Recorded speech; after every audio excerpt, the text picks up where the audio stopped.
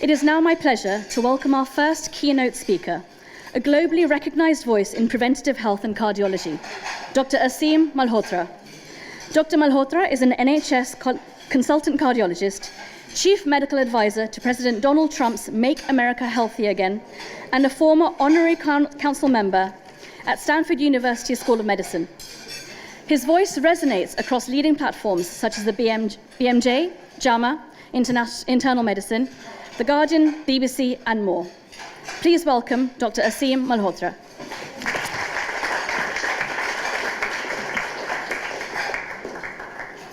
Thank you. I'm honored to be speaking here today. So I've been told that I need to get your attention, so please be prepared to be shocked. But unfortunately, cold, hard truths these days can be very, very shocking. Ancient wisdom teaches us that evil is rooted in ignorance. As Stephen Hawking alluded to, the greatest enemy of knowledge is not ignorance, it's the illusion of knowledge. In other words, the greatest barrier to the truth is psychological, not intellectual. Two of those major psychological barriers have become most prevalent at an individual, population, and institutional level over the last 5 years, since the world was turned upside down during the COVID pandemic. The first of these we can all relate to, the emotional phenomenon of fear. In a state of fear, it impedes one's ability to engage in critical thinking, and simultaneously makes us more compliant to authoritarian rule. For example, leaked WhatsApp messages published on the front page of the Daily Telegraph revealed, as regards to COVID, the Secretary of State's plan, Matt Hancock, was to, in quotes, frighten the pants off the public. Such tactics, replicated by government bodies around the world, amplified by the media, grossly exaggerated COVID risk in the minds of the public. For example, 30 to 50% of Americans, when surveyed, believed their risk of being hospitalized with COVID was 50%, when the actual risk was much below 1%, even during the worst strain of the virus. Cutting through all the noise, research from the most cited medical researcher in the world, someone who I describe as a Stephen Hawking of medicine, Professor John Ioannidis, revealed that by the end of 2020, in under 70s, the infection fatality rate of COVID was 0.05%. In other words, 1 in 2,000. Less than the overall infection fatality rate than the flu. As a director of health literacy at the Max Planck Institute in Berlin, Gerge Gerenzer said, "Without understanding the numbers involved, the public are vulnerable to exploitation of their hopes and fears by political and commercial interests." And that's exactly what happened. The second psychological barrier to the truth, which we are all potentially vulnerable to, is called willful blindness. That's when human beings turn a blind eye to the truth in order to feel safe, in order to avoid conflict, to reduce anxiety, and to protect prestige and fragile egos. Examples of this on an individual level can be a partner could be, for example, turning the blind eye to the affair of your partner. But on an institutional level, we've seen this through examples of the BBC and Jimmy Savile, Hollywood and Harvey Weinstein, and the Catholic Church and child molestation. Such psychological barriers, which even I temporarily suffered from, hinder policymakers, journalists, and influential sections of the medical establishment to acknowledge the greatest medical mistake with ongoing catastrophic harm to public health that we will likely witness in our lifetime. Yes, I'm talking about the COVID mRNA vaccine.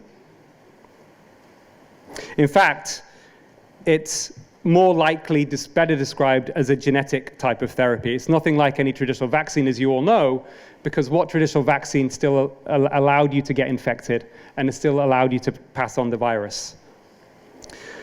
As someone who took 2 doses and supported the use for high-risk and elderly in Good Morning Britain myself in February 2021, my revelation came the hard way. On the 26th of July 2021, almost 4 years ago, my father, Dr. Kailash Chand Malhotra, OBE, retired GP and honorary vice president of the British Medical Association, a very fit and healthy man in comparison to his 73-year-old peers, suffered a sudden cardiac arrest. Subsequent post-mortem findings confirmed severe coronary artery disease that had significantly accelerated within a few years of having relatively mild disease. As an expert in coronary artery disease and its progression, this didn't make any sense to me. And I even remember angrily blocking someone on Twitter who suggested this was because of the COVID vaccine. What a stupid and mad thing to write, I thought. But a few months later, 3 pieces of evidence made me change my opinion. The first, publication in journal Circulation by one of the US's most eminent cardiologists, Stephen Gundry, revealed in October 2021 that within 8 weeks of taking the COVID mRNA vaccine, baseline risk in his patients in middle age of a heart attack went from 11% to 25% in 8 weeks, with inflammatory markers going up, which would then indicate this could accelerate heart disease, cause cardiac arrest, and cause complications. But of course, we do not rely on just one bit of data. The second bit of data, around the same time, I got contacted by a very respected cardiologist who I will not name, from a very prestigious institution in the UK. You can look it up anyway, I'll tell you where it is. It's Oxford John Radcliffe University, Hospital, sorry. And he was very distressed. And he said to me, Aseem, a group of researchers in our department have accidentally found that the COVID mRNA vaccine, through high-tech imaging of the heart, causes inflammation of the coronary arteries. They've seen a signal of inflammation, which is there in the vaccinated and not there in the unvaccinated. The lead researcher sat his team down, about 20 people, and said, we're not going to explore these findings any further because it may affect funding from the drug industry. The third bit of data, what had occurred about 2 months earlier before this had all come out, is I got a phone call from a journalist from the Times newspaper who said, Dr. Malhotra, you're one of the leading voices in this country on coronary artery disease. We have a 25% unexplained increase in heart attacks in hospitals in Scotland. What do you think's going on here? At that stage, of course, I didn't consider it being the vaccine. I thought it might have been put down to lockdowns and to stress, and of course, these all play a role, and poor diet, and that definitely would have played a role. But she asked me, what do you think about the vaccine? I was quite surprised. I said, listen, a good scientist shouldn't exclude any possibility. I then had essentially 3 bits of data, and I went on Good Morning, on GB News to highlight this. But I decided at that stage I need to do my own critical analysis, which is what I did. And I published a peer-reviewed paper at the end of 2022 calling for a moratorium on the COVID mRNA vaccine. The data of not rare serious harms with plausible biological mechanisms is overwhelming, and I won't bore you with citing all of them, but I'll just mention the most important one. Reanalysis of Pfizer and Moderna's original trials. These are the trials that led to approval from the regulators around the world, and then, unfortunately, coercion and mandates. This reanalysis, published in the peer-reviewed journal Vaccine by eminent international independent scientists, revealed from the very beginning one was more likely to suffer serious harm, disability, life-changing event, or hospitalization from taking the COVID vaccine than one was to be hospitalized with COVID, at a rate of 1 in 800 in the short term. This suggests that this product should likely not have been approved if it was independently analyzed from the beginning for a single human being in the first place. But instead, by the end of 2021, governments around the world went beyond coercion to mandate these products using suppression and censorship. As I predicted at the time, it later emerged that Pfizer had fueled the mandate narrative in the summer of 2021 by paying tens of thousands of dollars to respected grassroots organizations in the United States to push that agenda. This was after it became clearly apparent through real-world data that the COVID vaccine was not stopping infection or transmission. The best description, one would try to, how do you explain this type of behavior? The best description of this actually was given over 20 years ago by forensic psychologist Dr. Robert Hare and law professor Joel Bakan, specifically that big corporations, as legal entities, in their pathological pursuit for profit, fulfill all the criteria for psychopathy. Callous unconcern for the safety of others, incapacity to experience guilt, repeated lying, and conning others for profit. The commercial determinants of health are defined as strategies and approaches adopted by the private sector to promote products and choices that are detrimental to health. But in reality, we are experiencing what we call the downstream effects of the psychopathic determinants of health, a term that I came up with and has now been referenced in The Lancet by Richard Horton, who attended one of my lectures. We are living in a corporate tyranny. That is the real enemy, ladies and gentlemen. Two of the most independent experts, unfortunately, the short-term harms are not just the issue that needs to be dealt with. Two of the most eminent independent experts in the world in their respective fields of immunology and cancer, Professor Robert Clancy from Australia and Professor Angus Dalgleish of St. George's University Hospital, have also called for a moratorium on these products because with multiple plausible biological pathways, it is likely also a significant primary driver of increasing cancer in young people.